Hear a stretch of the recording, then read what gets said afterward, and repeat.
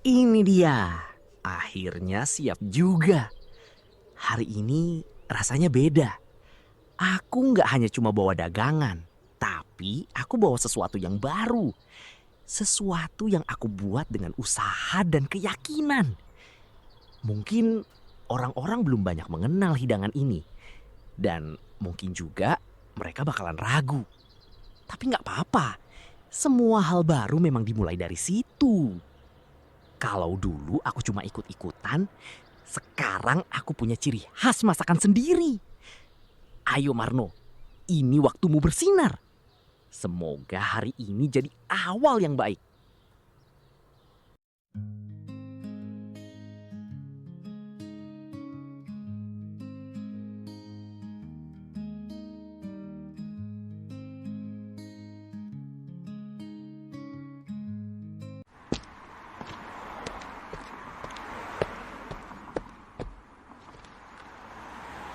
Wah, Noh, udah dapat menu baru ya?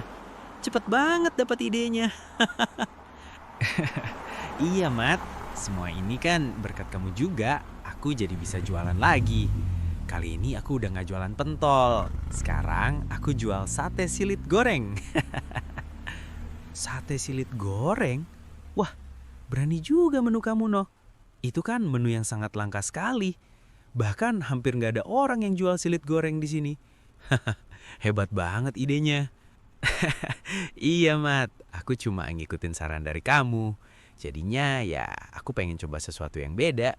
Biar bikin orang penasaran sama rasanya. Tapi ini gokil sih, No. Aku salut sama kamu. Banyak orang abis gagal langsung nyerah. Tapi kamu malah langsung bangkit lagi. Bahkan dengan ide baru. Ya mau gimana lagi, Mat? Kalau nggak dicoba, kita nggak bakal tahu hasilnya. Lagian kan ada kamu yang selalu bantu semangatin aku. Ngomong-ngomong, aroma silitmu ini enak banget, noh. Bener-bener menggoda. Aku yakin bakal laris. Amin, doain aja, Mat. Kali ini aku harus berhasil. Kan duitnya buat bayar cicilan. Berarti untuk sekarang biar aku aja yang jadi pelanggan pertamanya, noh. Bikinin 5 tusuk dong. Jangan yang ambeien ya. Siap, khusus buat kamu aku gorengin silit yang paling mantap. Silit yang paling berkah.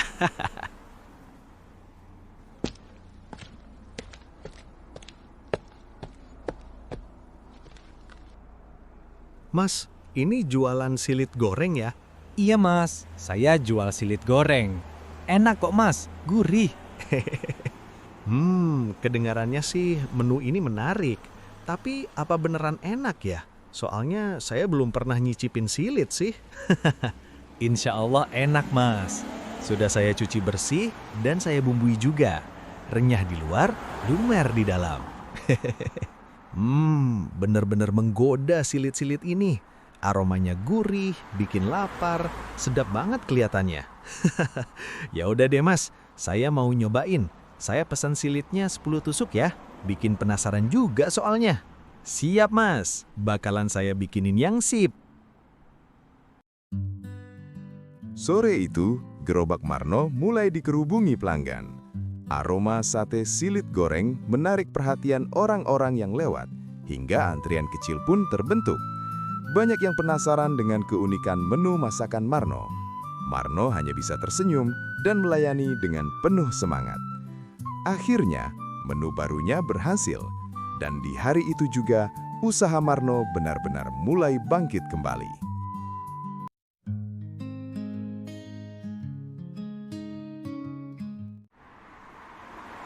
Alhamdulillah, abis juga hari ini. Nggak nyangka bisa seramai ini.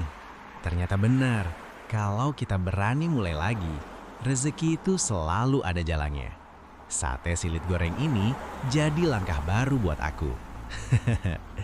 Memang sih lebih capek, tapi rasanya puas banget. Besok aku harus lebih siap lagi. Siapa tahu yang datang bisa lebih banyak dari hari ini.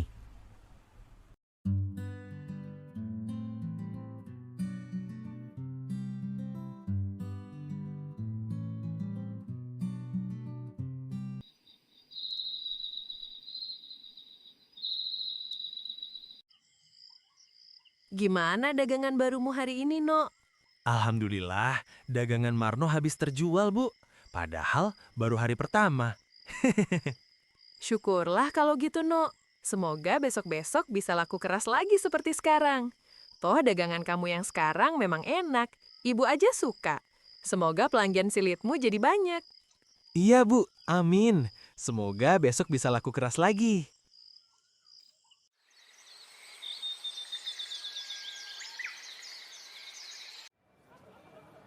Pak, saya mau beli silit-silitnya lagi.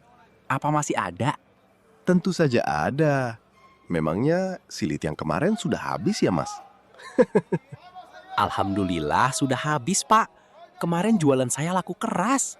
Kualitas silit dari Bapak juga bagus kok. Orang-orang pada suka. Baguslah kalau begitu, Mas. Laku keras ya jualannya. Ini sudah saya siapkan silit-silitnya 5 kilo.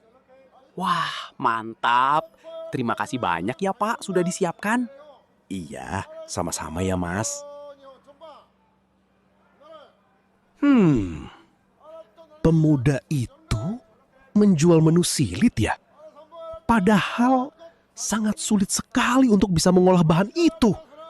Berarti dia bukan pemuda sembarangan. Dia pasti seorang koki tingkat tinggi. Sungguh beruntung aku bisa menjadi pemasok bahan jualannya. Aku tidak boleh mengecewakannya. Siang itu, Marno kembali berjualan sate silit goreng di pinggir jalan. Aroma sedapnya cepat menarik perhatian, membuat pembeli berdatangan satu persatu. Tak lama, gerobaknya dikerumuni pelanggan. Marno melayani dengan cekatan sambil tersenyum melihat dagangannya laris.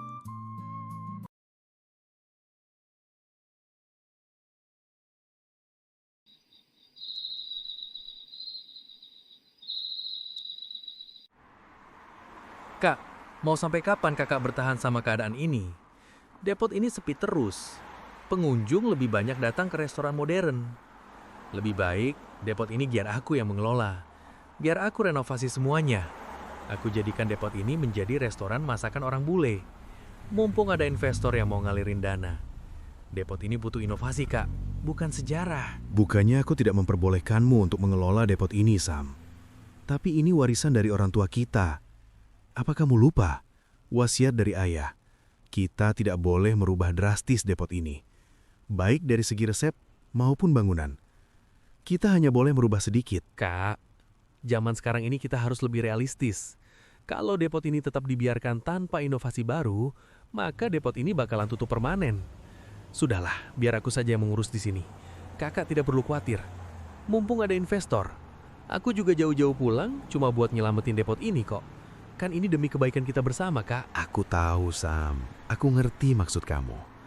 Tapi aku nggak bisa mengabaikan wasiat dari orang tua kita. Pasti suatu saat nanti, depot ini akan bangkit dan berjaya kembali seperti dulu. Duh, kakak ini benar-benar keras kepala sekali. Begini saja, bagaimana kalau kita tentukan dengan menu masakan? Jika masakanku lebih enak, maka akulah yang berhak mengelola tempat ini. Tapi jika masakan dari depot ini lebih enak, kakak boleh melanjutkan depot ini. Dan aku tidak akan mengganggu lagi. Setuju? Ya, aku setuju. Baiklah kalau begitu. 2 hari lagi aku akan kembali ke sini, kita beradu masakan. Kita tunjukkan masakan siapa yang lebih baik. Percakapan malam itu menyisakan ketegangan yang belum usai. 2 hari lagi bukan hanya soal rasa yang akan diuji, tapi juga masa depan restoran itu, antara menjaga warisan atau menerima perubahan. Dan saat hari itu tiba, segalanya akan ditentukan. 2 hari lagi kita harus adu masakan sama pamanmu. Sedangkan kita nggak punya koki tetap. Iya Pak, aku juga kepikiran itu. Paman Sam kan jago banget, apalagi kalau tentang masakan Prancis. Nah itu dia, Bapak tidak mau restoran ini jatuh ke tangannya. Bukan soal kalahnya, tapi wasiat dari kakekmu itu, Mat. Terus Bapak mau gimana? Bapak juga bingung. Mau cari koki dalam waktu sesingkat ini juga nggak mudah. Berarti ya harus dihadapi sendiri. Pak, gimana kalau Marno aja yang masak? Marno? temanmu mulai kecil itu, yang sekarang dia jualan silit. Iya, Pak. Memang dia bukan koki restoran besar, tapi masakannya selalu bikin orang balik lagi. Rasanya beda. Ide-idenya juga sangat brilian. Kita nggak harus ngelawan Paman Sam dengan masakan Prancis. Kita lawan dengan rasa khas depot kita sendiri dan tambahan dari Marno. Kan kita jadi tidak merubah apapun dari wasiat kakek. Kamu yakin Marno bisa diandalkan? Aku yakin, Pak. Depot kita ini tetap akan menjadi depot yang sederhana. Tetap pada identitasnya. Baiklah. Daripada kita tidak mencoba sama sekali. Tumben banget sih Mamat nggak nongol. Biasanya dia pasti mampir. Tapi ini udah seminggu nggak kelihatan. Apa lagi sibuk ya dia? Ya wajar sih, kan dia juga punya tempat makan. Mungkin emang lagi nggak sempet aja. Namanya juga orang punya urusan masing-masing. Ya udahlah, semoga dia baik-baik aja. Kalau kangen silit goreng, pasti juga kesini lagi.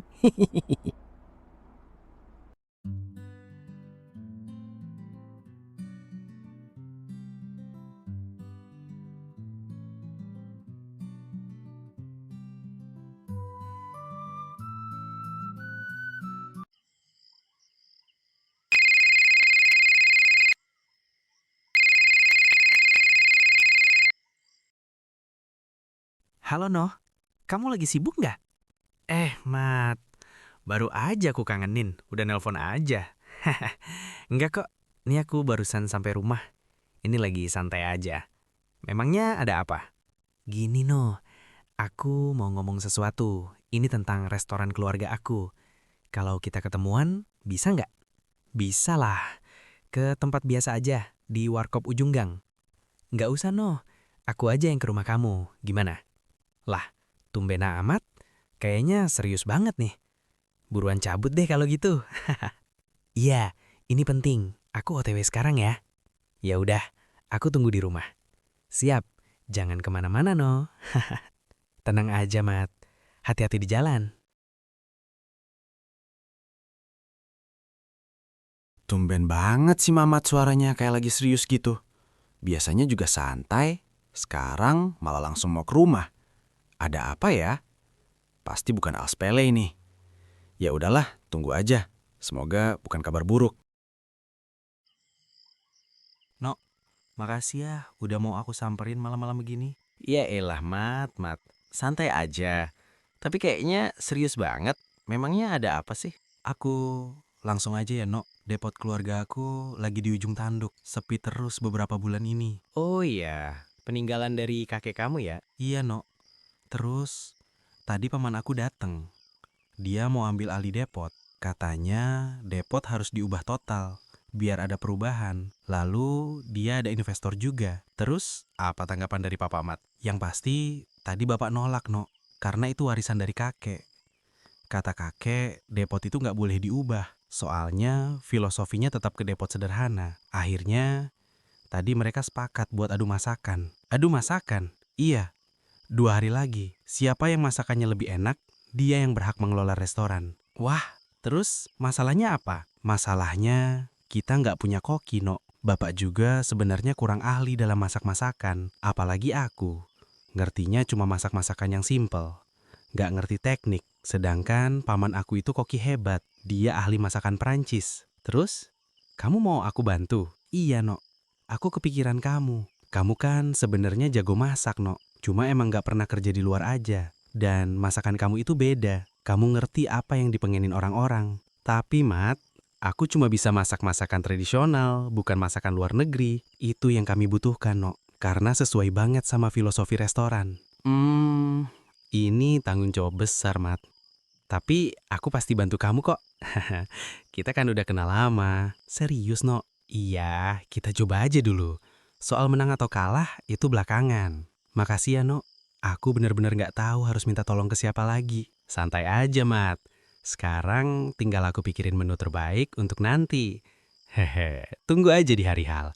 Aku pasti datang ke restoran kamu. Siap, Nok. Makasih banyak. Cerita Mamat malam itu bukan sekadar keluhan, tapi harapan yang dititipkan pada seorang sahabat. Marno mungkin bukan koki besar, bukan pula ahli masakan mewah, tapi di tangannya ada sesuatu yang tak dimiliki semua orang. Kini langkah sudah diambil, dan di balik keputusan itu, sebuah pertarungan besar sedang menunggu. Bukan hanya tentang menang atau kalah, tapi tentang membuktikan bahwa kesederhanaan pun bisa menjadi kekuatan.